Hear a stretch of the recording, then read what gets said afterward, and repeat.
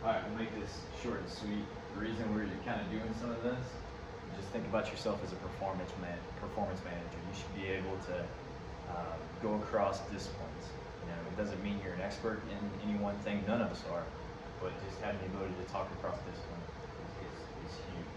And today I want to talk about performance teams and what we think about them here, history of performance teams, maybe some different approaches for developing a performance team, and then our next initiative here for this semester, and we're going to need everybody's help, is to explore Microsoft Teams. Okay? So, a performance team, as you think about it in the way that we talk about it, would be, we have a sport. Okay? I've been creating kind of like a fictitious sport for Microsoft Teams recently, and we're calling it skiing. Simply because we do not ski here at Penn State, and we can make this team and it can be our example. But imagine we have a team skiing. Okay? We have a lot of different types of subdisciplinary groups, like strength conditioning. Here at Penn State, it's called performance enhancement. We have athletic training, sports med. We have performance psychology. Okay? We have applied health performance science. Make this consistent here. Okay, we have CAPS, which is counseling and psychological services here at Penn State. We have student athlete welfare and development. We have academics. We have equipment. We have a lot of different groups. We have nutrition. A lot of different groups that are going into our teams. So we think about this here at Penn State as a performance team. Some people here, if you go to around to different sports, call them service providers. But essentially what it is the different aspects around a sport, the supporting structure of the sport, okay? So when we think about the history of where these came from, I think it's important for us to just go back to the history of sport, especially, you know, we're in a college setting and a university setting, so let's just think about the history of college sports in general. Okay, so when you think way back, I'm talking like pre-1970, okay, college sports were tied to the university. Academics. Oftentimes the physical education department. Teachers that coached in physical education or taught in physical education were also the coach within the university system or the university programs. So you may have a PE instructor that was also the basketball coach. You had a PE instructor that taught people how to be PE teachers. They were also the baseball coach or the football coach. Hey man, how you doing? Josh? Yes, you wanna grab a seat? We'll come in. I got a little video going here, so we'll kind of link up here shortly after. Good to meet you. Okay, so pre-1970, a majority of our work and our personnel in our universities were teaching PE and also coaching, okay? So fast forward over time, a couple things happened, and it largely revolved around money. You had TV come in, especially around your big sports, college football and basketball. Come on through. Okay, as these sports kind of went and started to generate more revenue, what you saw was a split between the university, academic programs, and then athletic departments. So the university academic programs continued to operate kind of on the academic model, very, I don't want to say conservative, but kind of the traditional model of progression. Things have to be run up the chain, committee members, approving change, anything like that. It was based on the academy structure or the academic structure. Whereas athletic departments, especially in the level here at like Penn State, started to operate like a business. The decisions that were made around that in all the operations within athletic department after the 1970s, it was all about making cash. And if you could make cash from TV revenue, everything was changed. So you can see this evidence by like kickoff times, when tip-off times in basketball are. It's all driven by money. And it's not a bad thing, it's just reality. Okay, so then fast forward over time, what you started to see, and this is related to this, but not directly influenced by it, you started to see the creation of what we call subdisciplines. The first subdisciplines of physical education. Okay, so the first being athletic training,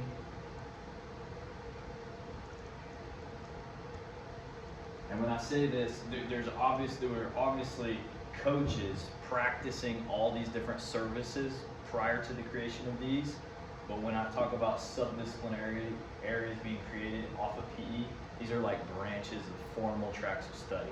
So like athletic training was created, and it basically standardized the way we take care of athletes. So acute care, something right now in the immediate, on the field, that was created. Okay, so they were standalone programs. This one in particular had licensure, had an academic component, and a service component where they actually had to accumulate service time in observing different athletic trainers and putting in time as a apprentice. Okay.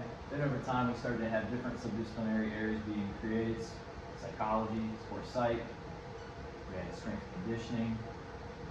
We had sports science as it pertains to testing in the lab, breaking down athletic movements.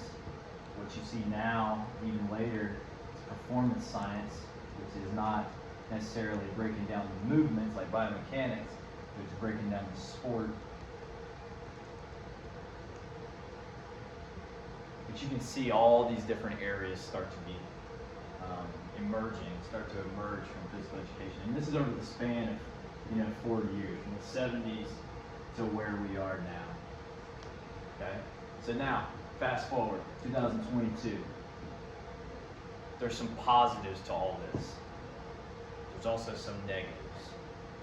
What are some positives of having departments specifically allocated toward these different areas? You guys think? Some more in-depth knowledge. Oh yeah, absolutely. Stronger focus. Yeah, in-depth knowledge. You have the bandwidth to become an expert in your area, right? What else? Yeah, more specialized care, just like in the areas, so people are better at what they do for the athletes. Yep, more specialized care. I like that. What else? More options for athletes. More options for athletes, absolutely. Yep. I think for me, I'm a huge advocate of knowledge. Our mantra in our department is learn, innovate, share. Learn something, switch it around or mold it to what you need, and share it with the masses. That's how knowledge is built, and that's how we get better as a society. So when you have these subdisciplinary groups, you create an abundance of knowledge. If I'm a generalist and I'm trying to do everything, there's only so much that I can learn about certain areas. But if I deep dive into, let's just say, baseball pitchers, biomechanics, I can be an expert on it. Okay, so there's a massive knowledge that we can create. Now let's flip it. What are the potential negatives of having these different groups? Think about it. I'm getting another marker.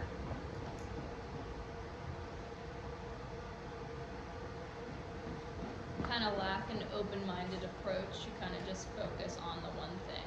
Okay, so I may get myopic. Okay, what else? I guess same thing, too many options now for athletes to look at. I like that. Hold on to that, but that's gonna go right here. What else? I like that, it just makes it a little bit more confusing, like not knowing where to go. A little bit more confusing. You Yeah. might prioritize one over the other. Okay, may prioritize. maybe it costs a lot more money for a university or an organization to sponsor all these. But let's go back to this one. If I say reductionist approach, what does that mean?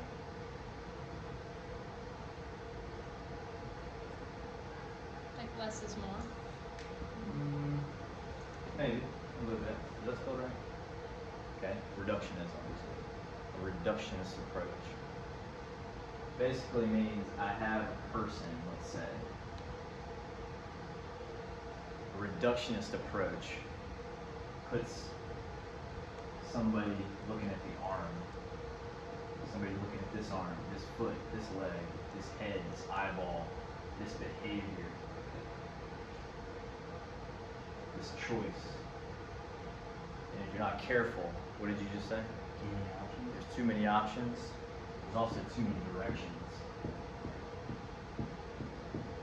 One, for the athlete, they're just going in all these different directions. But two, if these groups do not talk to one another, we're not on the same page. We subscribe to kind of a general adaptation syndrome theory and adaptation of stressors. So over time, okay, this being time here, and this being stress. If we apply stress to an athlete, stress goes up, readiness typically goes down. Then when we remove the stress and it goes down, readiness typically goes up. If we're applying stress, let's say I'm a strength coach, and I'm applying stress in the weight room, stress, or I'm sorry, I'm on the wrong line. Stress, increasing stress.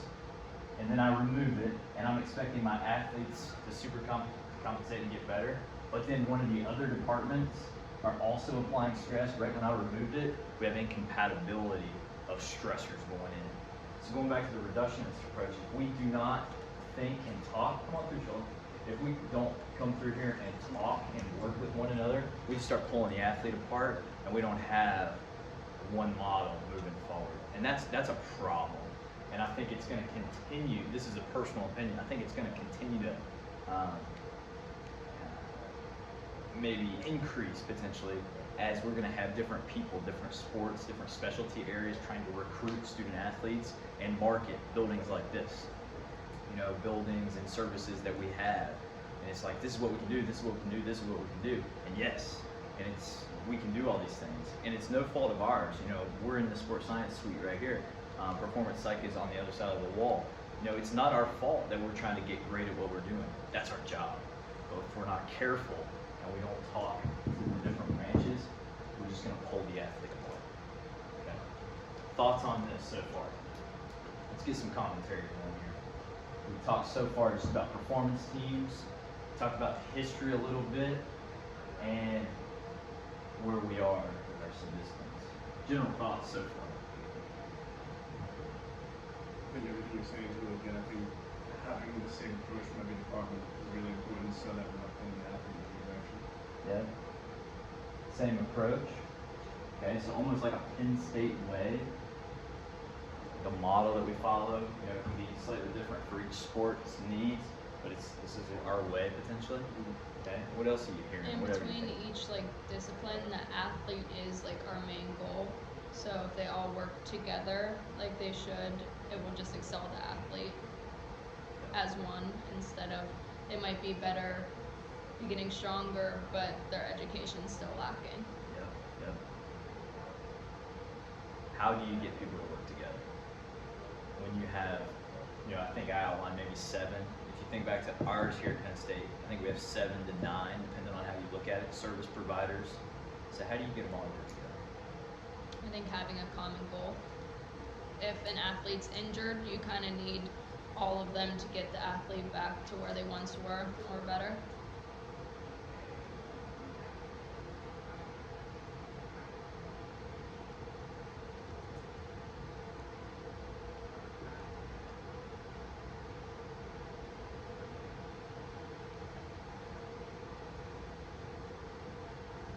Okay. I think like a mutual understanding, like every department knowing they're equally important to the athlete, not one thing that they try to place.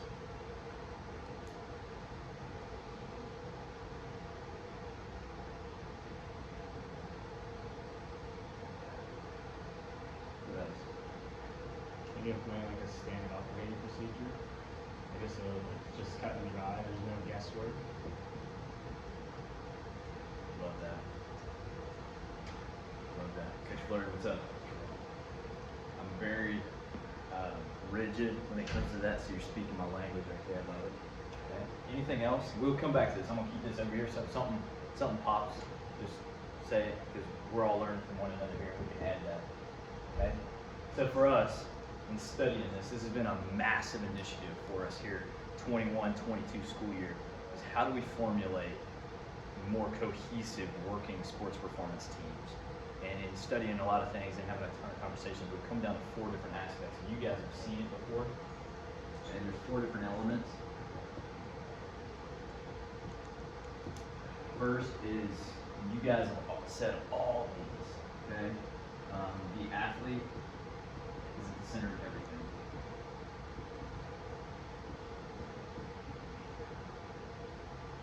What we call that is an athlete-centric approach.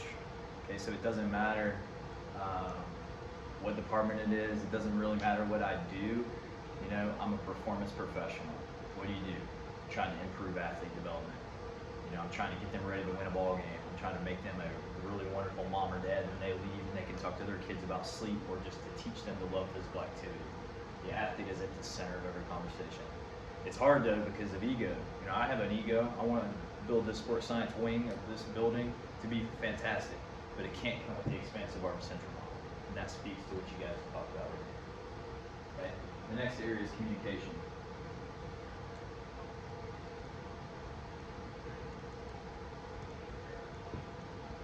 So communication is huge. We showed that model of the athlete getting pulled out in a lot of different directions.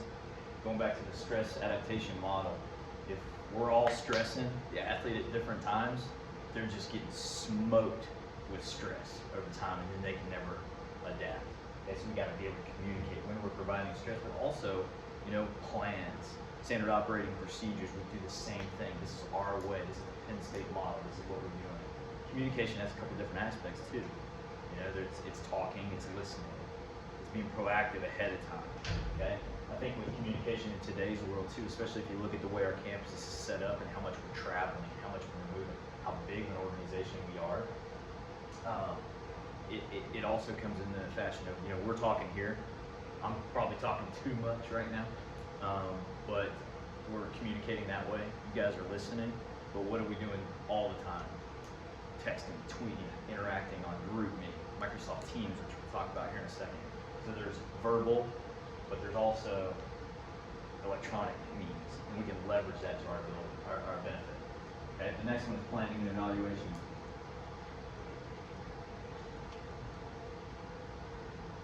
So planning and evaluation has both short-term, like now, impacts, and long-term, like an annual plan. So a 52-week plan over the course of the season, or a year, or maybe it's a 4 or 5 year plan for an athlete. They come in at this stage. What is their plan from all of the subdisciplinary units over the course of their 4 or 5 years, depending on their time? Okay, and evaluation is also short and long-term. How did the day go? What is the after-action review of a training session? What did everybody see from their different lenses? Or it could be an end-of-block evaluation. What went well during this season? What went poorly? What can we change? It can be as simple as that. But planning and evaluation has to take place to move us forward. And the fourth, this one is my favorite, is every great organization that moves forward, keeping athletes at the center, is a learning organization.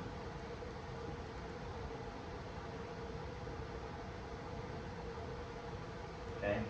We need to always be learning to, 1, improve our skill set, but 2, to learn from everyone else. Okay? A good friend of mine always talks about the person that's doing the talking in front of a group is actually the one doing the learning. Okay, so I'm saying I'm speaking too much here right now, but I'm presenting. But anytime that we can get everybody else up and presenting ideas, the person doing the talking is actually learning. Okay, there's also another thing called a community of practice. Organizing small groups of like-minded people that have a central goal, maybe different focus areas, maybe different backgrounds, maybe different interests, but when we come together as a group, we continue to grow up. Okay, so the 4 aspects of this is how we are going to try to achieve this performance. But then I keep going back to how do we do that?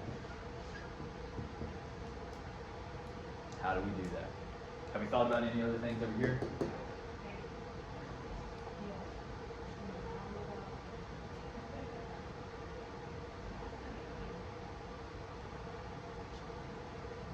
Can you, on the camera right there, can you see down here? Your 10% battery came up again. If you want me to hit. Yeah, just cancel that. Are we still recording? Yeah. Cool. Yep, and you can see it. Awesome. All right, so now as we're thinking about how, I'm gonna provide some context. Let's do some mapping. And I'm an artist, by the way, you'll tell here in a second. Let's just take a look at our campus here. Okay, so we have Rec Hall. We have Lash Building. We have East Area Building. We have Haluba. We have, we have the baseball field. We have the softball field. We have the Bryce Jordan Center. We have the Beaver Stadium.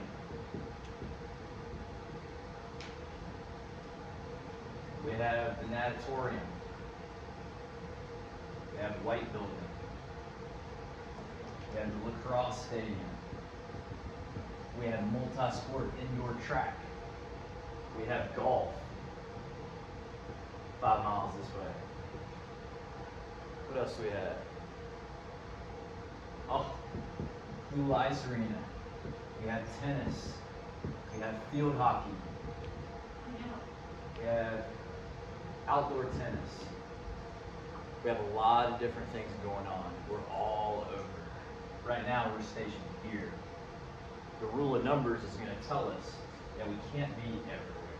We can't provide service everywhere at every given time. So how do we find efficiencies to be able to do that while also keeping in mind these four elements? What we're going to propose is Microsoft Teams. Okay? We're going to have the rest of our conversation revolving around Microsoft Teams. And if I can, I'm going to steal your seat. If you go over, I'm sitting in that comfortable seat over there.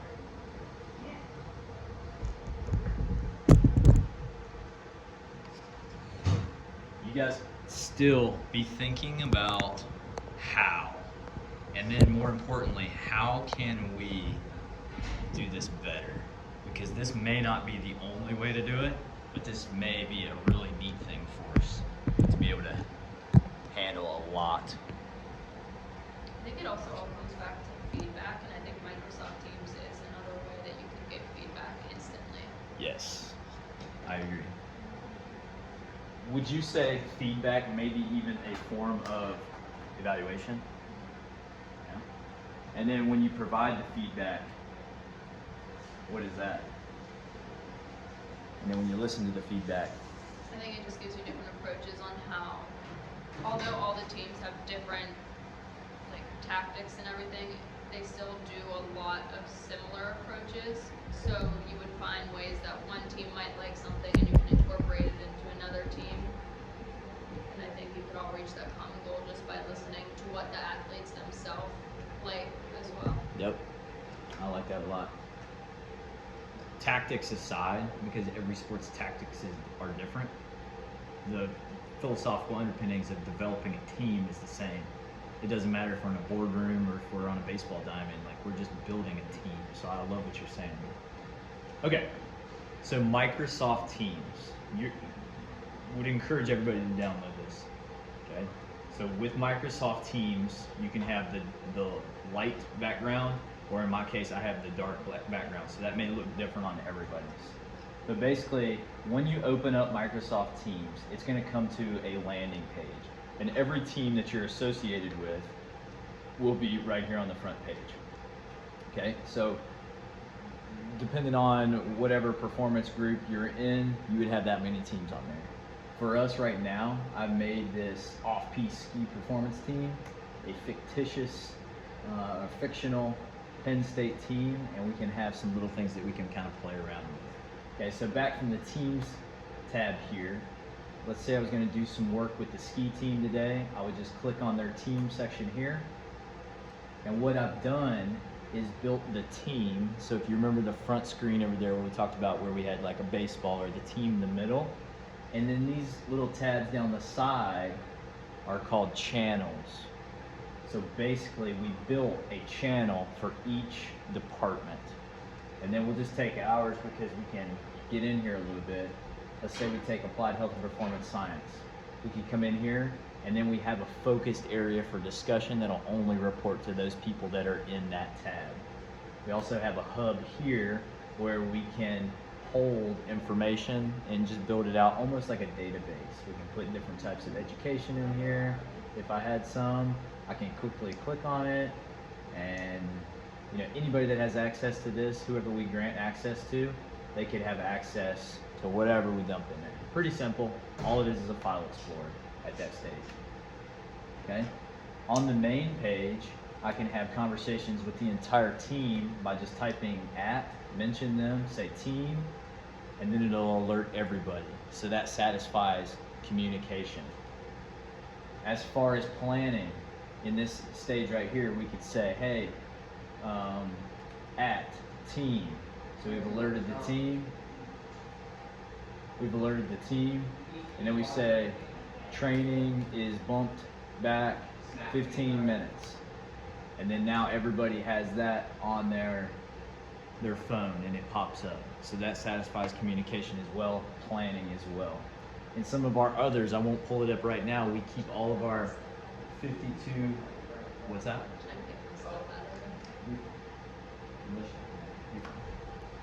You know, in some of our other teams, I don't want to bring up specifically to share on the video, but we'll have our annual plan on there. So everybody is privy to the information that's on the 52-week plan.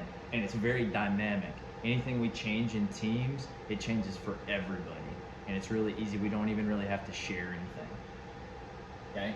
A neat thing about channels too, within our organization, sometimes there's some sensitive information. Think about HIPAA, you know, medical records, even body weights, body composition records. We don't need everybody to see that. So I'm a strength coach by trade. I don't necessarily have the access level to gain all the medical records, nor do I need that. So what we do is we can lock a channel and grant different members, let's say just people from sports med and the health services, access to this point, the physicians. So we can lock that so it can be protected as well. So it's a fantastic opportunity for us to do that. Now, if we were managing, and this is where I want to get to with you guys, with all these, and the reason I'm using teams is it satisfies everything here. One, it keeps the athlete at the center of everything. We're all doing the same thing. Two, obviously you can see the communication avenues. Three, planning and evaluation embedded in this. Obviously with like changes in the schedule you can do that, but the big broad scale plan can also be in this as well. And then four, when you are transparent, military background, correct? Okay, so Team of Teams, have you read the book? General Stanley McChrystal. Dr. Olson put me onto it. So Team of Teams is essentially about the war on terrorism after 9/11 and how it was such a complicated enemy that we were fighting. And we had the most structured, organized military in the world, but it was almost at our disadvantage because it was so structured. Some of the junior level people in the military were not knowing the information from the top. So what General McChrystal did is he started just CCing everybody on emails. Now, obviously, just like we're going to guard some of our information here, he didn't CC things that were like sensitive. But by CCing people on emails, now me, if I'm a rookie, and the man himself, like the head coach or the general, the athletic director, whoever it is at the top is CCing me on it, I get to read it. And now I get to see his thoughts, her thoughts. I see responses coming in. So I'm actually learning non-formally from people that are more capable than me. So it's a really, really wonderful thing, the power of a CC, just carbon copy on an email. Within this, I mean, we are playing cards up the whole day. I see everybody's feedback coming through here. So if I blind carbon copy, just CC somebody and carbon copy somebody on here, everybody in this team can see that. So if I'm talking to Dan about an operation about us running a force plate in East area, Lindsay, you get to see that, and you may even comment, then we learn from you. So everything about this Microsoft Teams goes for the learning organization there. Okay? Let's see if I can show on this. Quickly, what we can do, these three dots here, we can change the channel. We can add a picture if we have a specific logo.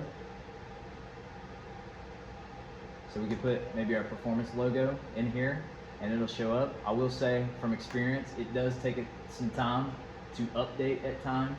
So it'll stay purple for a while and then it'll update randomly, but it'll do that. In this same little section right here, I can add different channels I want to. This is where I show and put people's different access points to it. Okay. I can add members. I can give them different privileges as an owner or just a member. In this stage, it's very, very intuitive here. Okay. So Teams is going to be our approach for satisfying these areas. Now, the next level.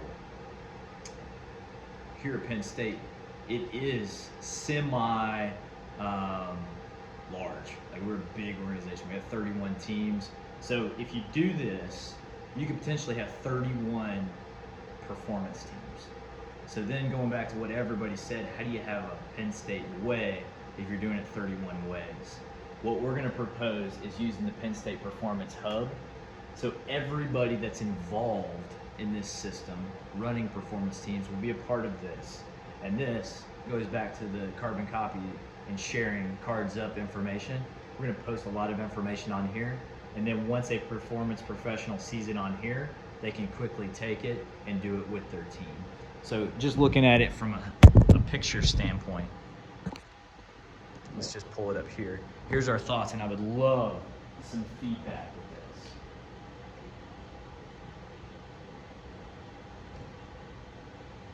So we're going to have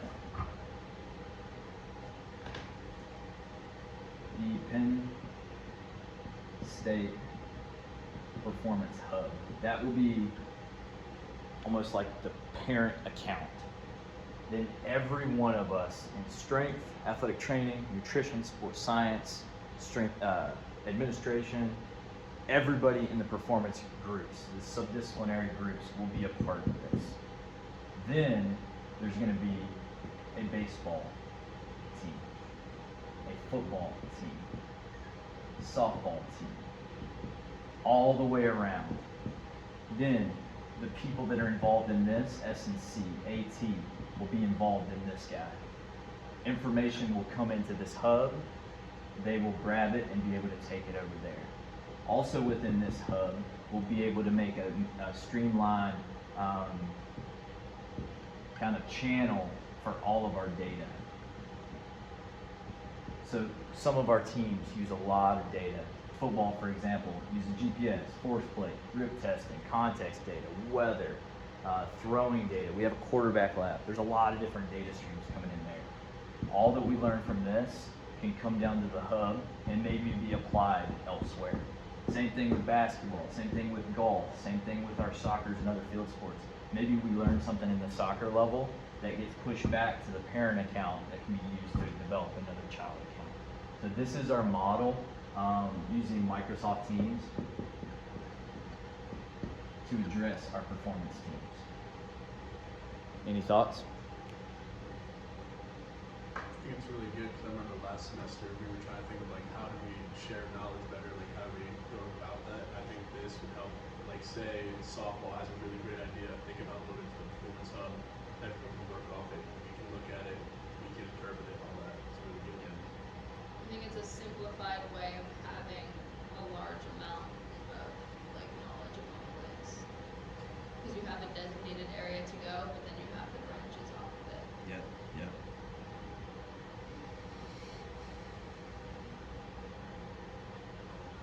It's a start. Anyway, we have a long ways to go. What we're simply trying to do is to create an athlete management system. So there's a lot of different athlete management systems out there that allows everything that we're talking about. but they have a cost, and it's also a third party. If we can build this and just scale this across everything, we'll have a lot of power into build it how we want. But also we'll have the creative license to do what we want. So let's say I'm a strength coach for softball, and I learned something that baseball's doing. I don't have to do it. I have the ability to do it. I have the ability to innovate here, but it's our responsibility within the learning organization to share it with everybody in case somebody else likes it. You know, maybe I come up with a thing about how to carry your water bottle on your head. It's silly. I put it in there. It has no application. Nobody picks it up. But maybe I throw something in there about sleeping on a plane when we're traveling to the West Coast, and everybody likes it. So it's a neat way to get a lot of information out, kind of like what you said. So, any other thoughts? China? I'm sorry. It would take time, but eventually, like, breaking it down even more into, like, specific groups. Like, if I make a speed and agility, like, set up for a few months, like, I have a quarter of just speed and agility, and maybe I used it for this position only. So, like, now my center fielder for my baseball team can correlate to my softball team. But you already have the exact position, the exact information. You don't have to go through the speed and agility forward, scroll through it to find. Yeah. We're just breaking it down in smaller and smaller quarters. Yeah. It's like within, let's say you have football and you have strength, and they have subfolders of subfolders, and it's pretty powerful to do that. Awesome. Any other questions? Any thoughts?